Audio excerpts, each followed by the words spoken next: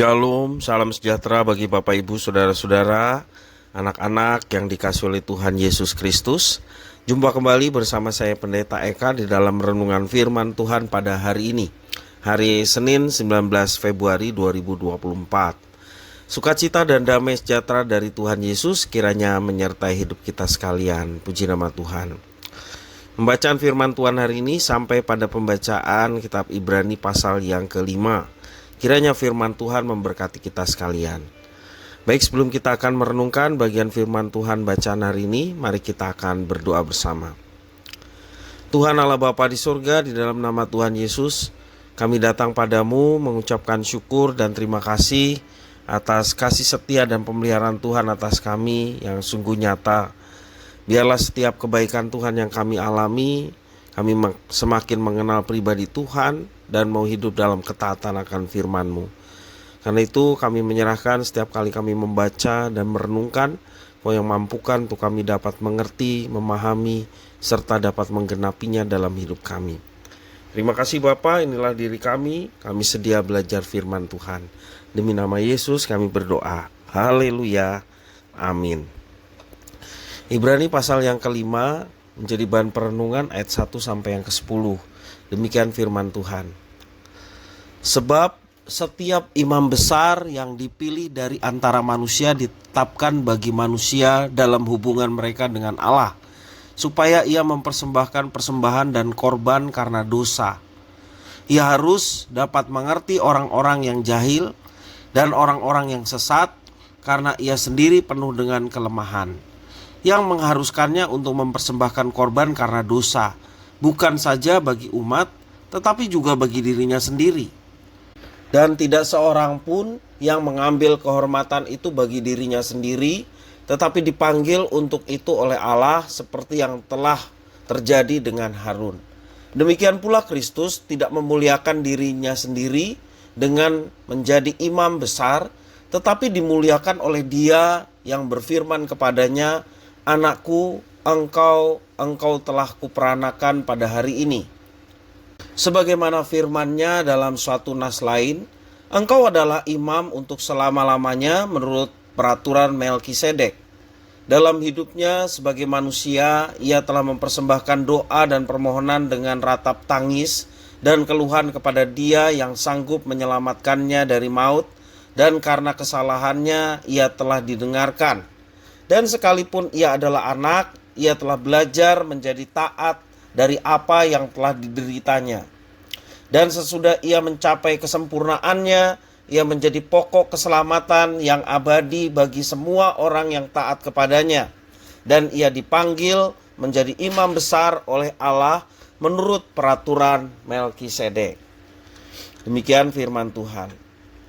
Bapak Ibu, Saudara-saudara yang dikasihi oleh Tuhan Yesus Kristus, memang mudah untuk taat ketika Allah memberikan apa yang menjadi keinginan hati kita. Tentu kita menerimanya dengan hati yang riang gembira. Namun, apa reaksi kita apabila rancangan Allah ternyata berbeda dengan rencana kita? Penulis Ibrani mengajarkan bahwa Yesus sama seperti Harun diangkat Allah menjadi imam besar agung. Namun keimamannya diambil dari garis Melkisedek. Sebagai imam besar agung, Yesus menunjukkan kualitas kehidupan yang berbeda dengan para imam besar yang berkuasa saat itu. Dalam diri Yesus tidak ada keinginan untuk memuliakan dirinya. Semuanya itu tidak membuat Yesus sombong. Ia tahu benar bahwa yang patut dimuliakan hanyalah Bapa Surgawi. Sekalipun Yesus memiliki status dan jabatan yang mulia, semuanya itu tidak dipahami sebagai hak istimewa di hadapan Allah. Kehidupan Yesus menunjukkan bagaimana ia tetap membangun hubungan yang intim dengan Bapanya di sorga. Berbeda sekali dengan manusia yang gampang terbuai oleh kenyamanan hidup, seperti status sosial dan ekonomi. Sering sekali kenyamanan itu menggoda manusia untuk tidak berbuat apa-apa. Kalaupun melakukan sesuatu biasanya untuk memuaskan keinginannya sendiri. Yesus tidak seperti itu. Sekalipun status Yesus adalah anak Allah, ia tetap menunjukkan ketaatannya yang mutlak kepada kehendak Bapanya di sorga, meskipun ketaatan itu membuatnya pada penderitaan dan kematian. Ketaatan Yesus di sini bukanlah ketaatan yang membabi buta. Dia yakin bahwa pengorbanannya akan menjadi pokok keselamatan abadi bagi manusia. Disinilah Yesus menunjukkan ketaatan yang sempurna walaupun berada dalam pencobaan. Karena itu ia mampu menolong kita untuk hidup dalam ketaatan. Tidak menjadi soal seberapa sulit ketaatan itu. Bapak Ibu saudara-saudara yang dikasihi oleh Tuhan, kita dipanggil Tuhan Allah untuk tetap beriman dalam segala kondisi, baik dalam keadaan senang maupun juga dalam kondisi susah.